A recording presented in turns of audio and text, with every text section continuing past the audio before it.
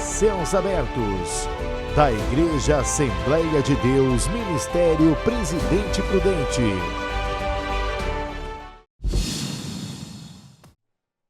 Olá, bom dia. É uma alegria mais uma vez estarmos juntos em nosso programa Céus Abertos.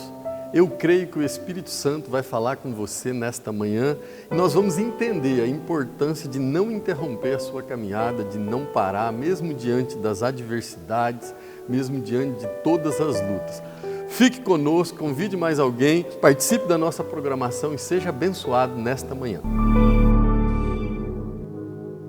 Lucas capítulo 4, versículo 3 diz: E disse-lhe o diabo: Se tu és o Filho de Deus, dize a esta pedra que se transforme em pão.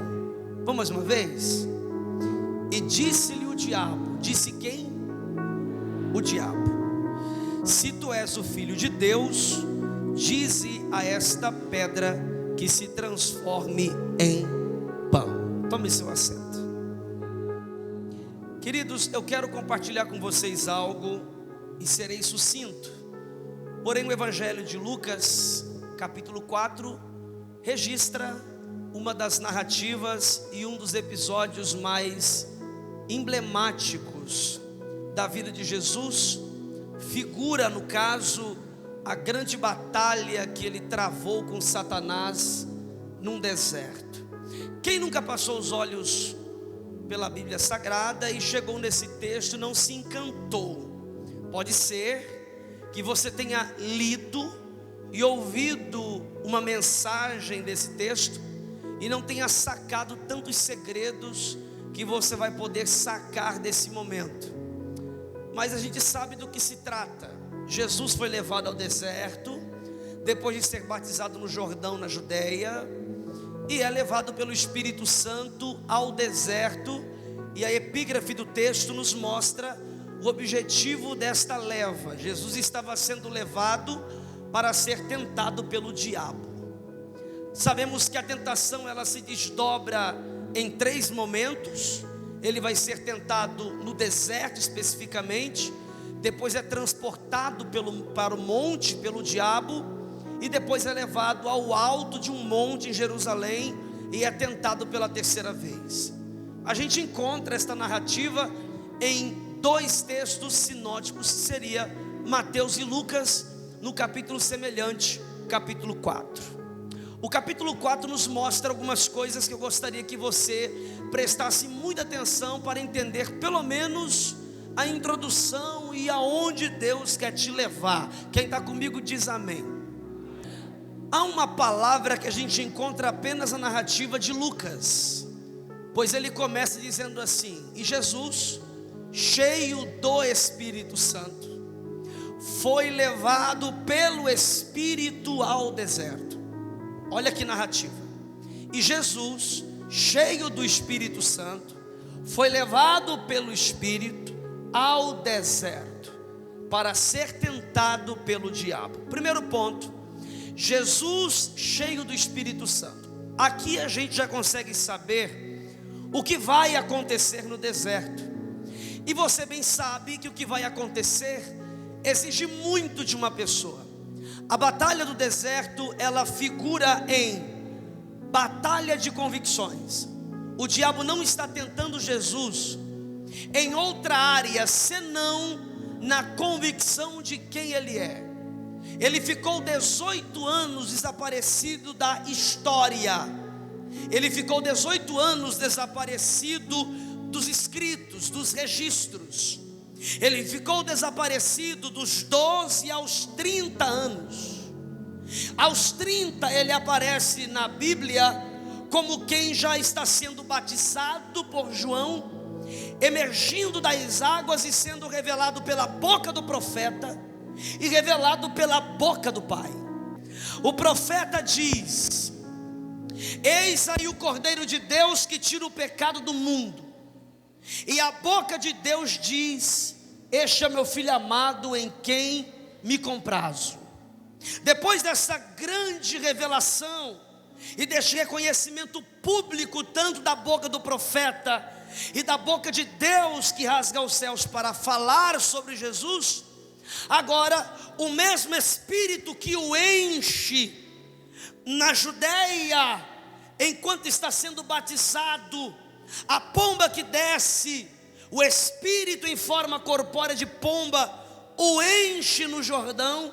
Agora, cheio do Espírito, ele é levado pelo mesmo Espírito que o encheu ao deserto, para ser tentado pelo diabo. Olha para mim, a palavra tentação aqui implica em um tipo de fase de exposição, em que Jesus será colocado para ser testado na sua convicção. Jesus está sendo provado. Eu quero que você entenda o que está acontecendo.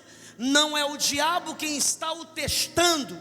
O diabo, na verdade, é a ferramenta que Deus usa para concluir o que está querendo, que no caso é testar a convicção do filho, que agora de pouco saiu das águas, reconhecido publicamente, mas precisa ser reforçado, precisa ser robustecido no que aprendeu. O mesmo Espírito que o enche agora leva, e esta parte não posso tirar da minha mensagem. O Espírito encheu, e o texto ainda ratifica, e ele, cheio do Espírito Santo, foi levado pelo Espírito ao deserto. Aqui tem duas aplicações que eu gosto muito de colocar. A primeira é: há um nível de provação que você não entra, que você não acessa, sem que primeiro tenha os requisitos básicos para ela. E no caso seria ser cheio do Espírito Santo. Tem coisa que você suporta porque sabe alguma coisa. Tem coisa que você resolve porque tem uma habilidade treinada. Tem coisa que você resolve porque aprendeu com seus pais a como resolver, ou talvez prestou atenção numa aula de faculdade a como resolver. Mas tem um nível de provação que Deus te coloca, que se você não estiver cheio do Espírito Santo, o teu diploma não te salva. Se você não estiver cheio do Espírito Santo, os conselhos do pai e da mãe não te salvam. Que se você não estiver cheio do Espírito Santo, as boas intenções de quem te cerca não te salvam. Só tem um nível de provação que somente um cheio do Espírito Santo aguenta. Pegue na mão de alguém e diga: o Espírito vai te encher. Diga para ele: o Espírito vai te encher de todo o conteúdo divino, para que quando você entre no deserto, você suporte as pressões que Deus está colocando para te testar. O problema da batalha do deserto é que é uma batalha de convicções. Olha para mim, o diabo não está querendo matar Jesus ali. O diabo está querendo testar o quanto Jesus crê no que o Pai disse para ele no Jordão. Vocês vieram ou estão me abandonando? Vieram? Então eu vou de novo, te dando uma outra oportunidade. De novo, Jesus está sendo colocado em provação, não para que o diabo tenha poder sobre ele, até porque se o diabo terá poder ou não sobre Jesus, é Jesus quem decide. Tem coisa que você diz: Deus tem que se meter nesse assunto aqui, para que o diabo não me sobressaia. Se o diabo vai sobressair-se sobre você ou não, é uma questão tua e não de Deus. Depende do que você aplica, do que aprendeu.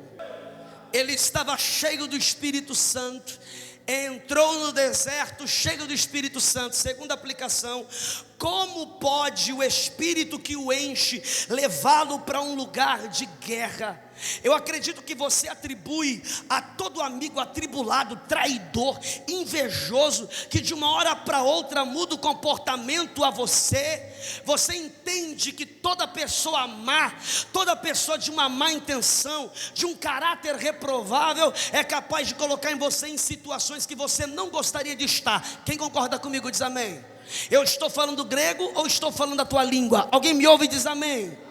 Jesus não está sendo colocado no deserto por alguém que o odeia. Jesus não está sendo colocado no deserto, numa situação complicada por alguém que não tem apreço por Ele. Muito pelo contrário, Ele está sendo colocado no deserto pelo Espírito Santo, o mesmo Espírito que o encheu.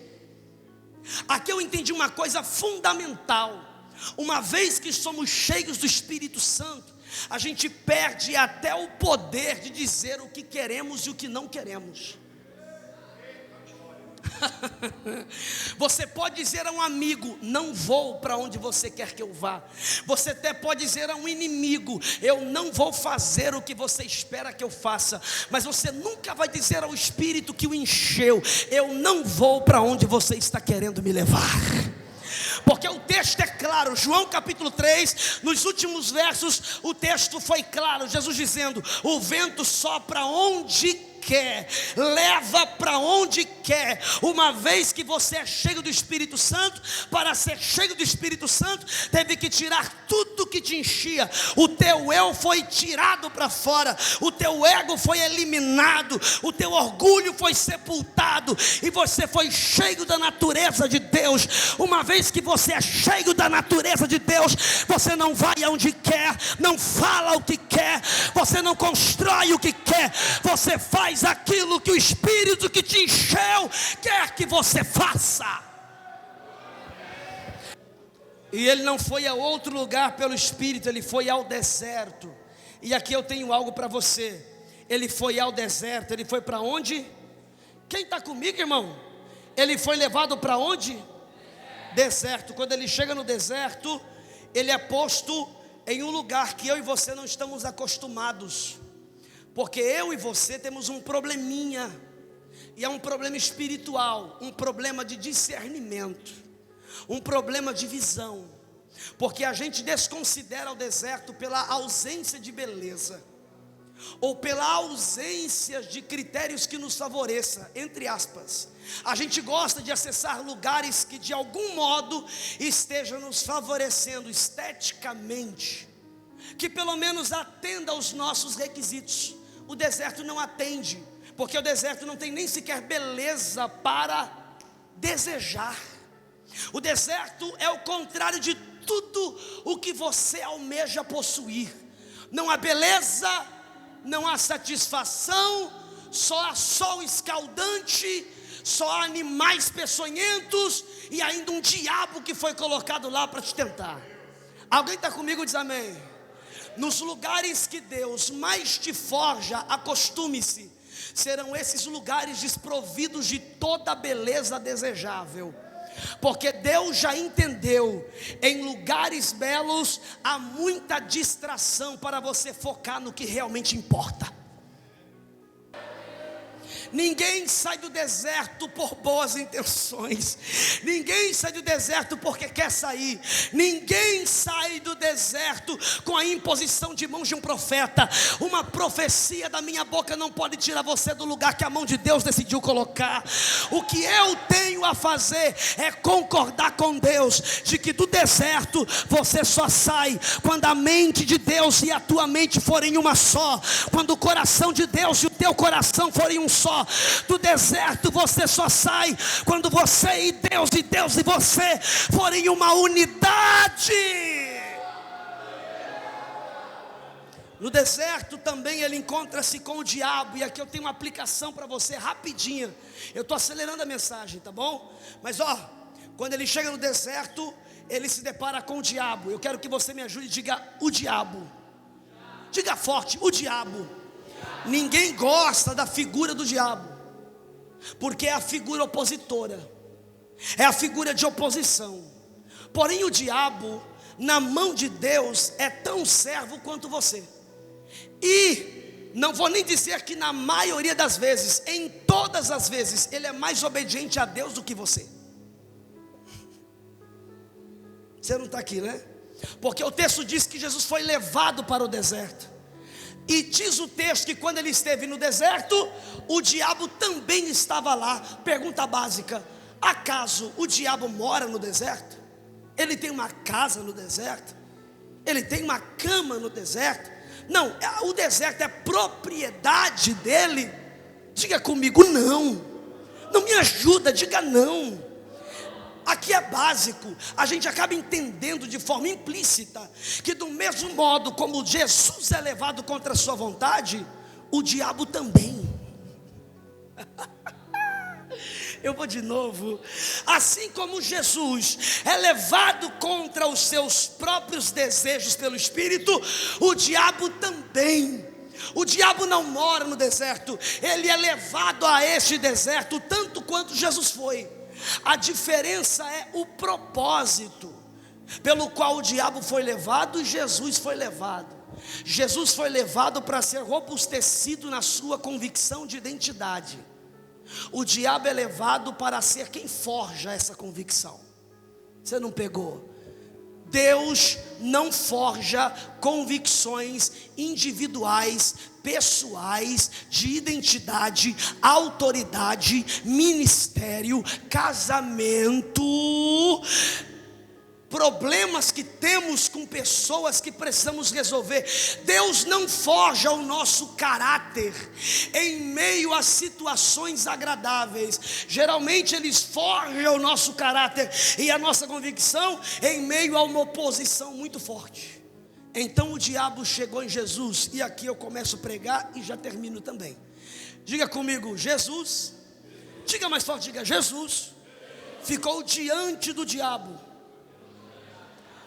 Porém a Bíblia diz aqui que Jesus estava sendo tentado por 40 dias.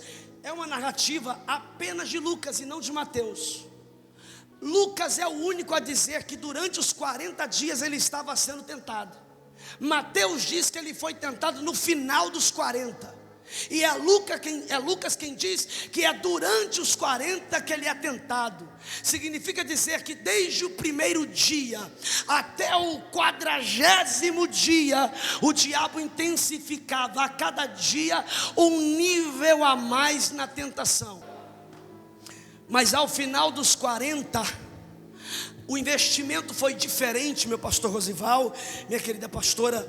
O investimento foi diferente, porque Jesus estava mais fraco no seu físico, na sua biologia.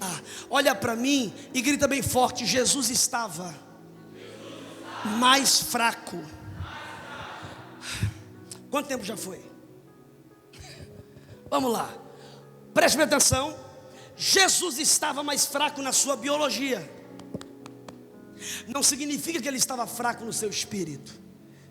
Se ele não estava fraco no seu espírito, também não estava fraco nas suas convicções. Não pegar. Eu vou de novo. O diabo chegou a ele no final dos 40 e percebeu que a carne dele tremia de fome. Percebeu que ele andava mais devagar por causa da fome. Percebeu que ele estava com os olhos um pouco cansados. Percebeu que ele estava tão faminto que ele poderia apelar para o que lhe faltava, para ver, perceber se havia em Jesus uma fração de possibilidade de Jesus ceder só porque lhe falta alguma coisa. O diabo chega a Jesus, inicia provocando ele.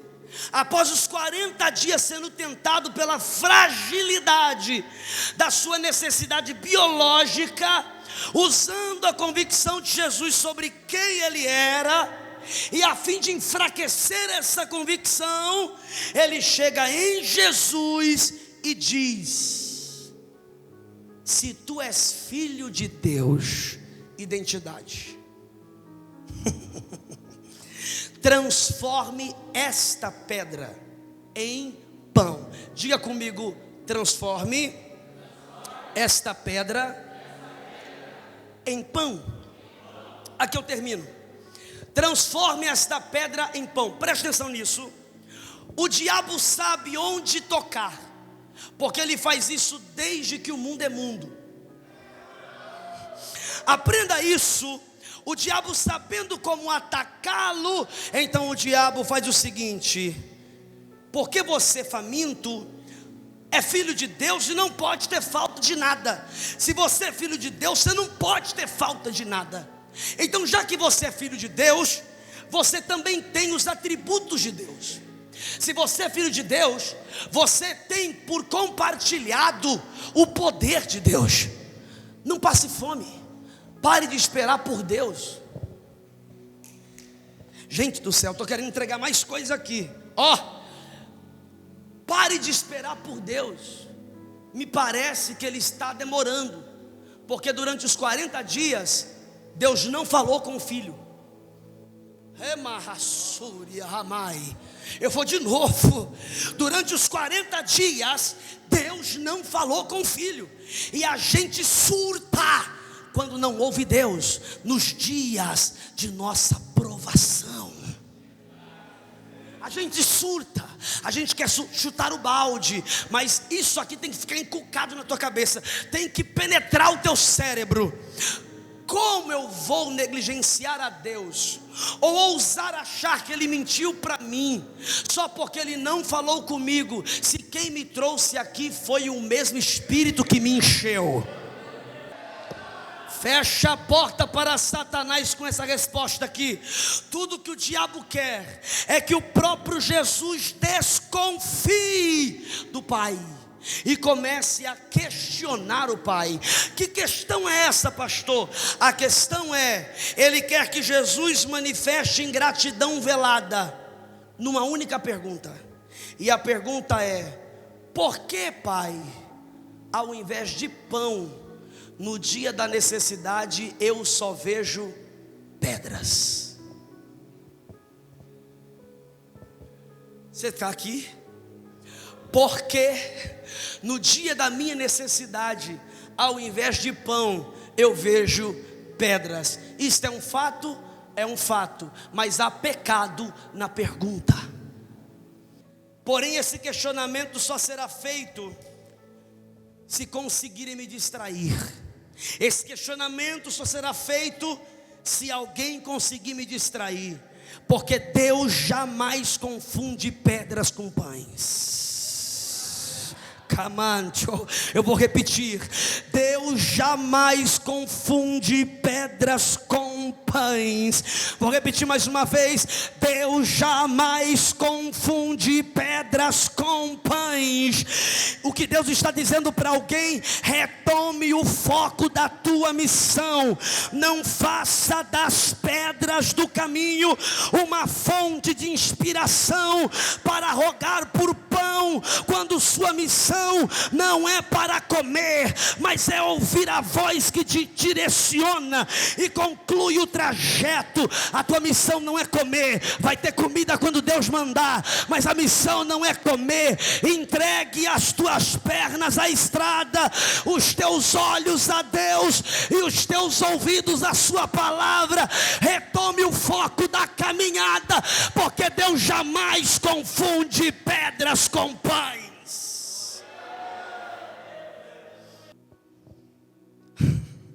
Nenhum pai oferece pedra aos filhos ao invés de pão, assim como Deus jamais vai confundir pedras com pães com o teu sustento. Se Deus quiser te dar pão, Ele vai te dar pão. Tudo que o diabo te oferece é inferior ao que Deus já preparou para você no final da jornada.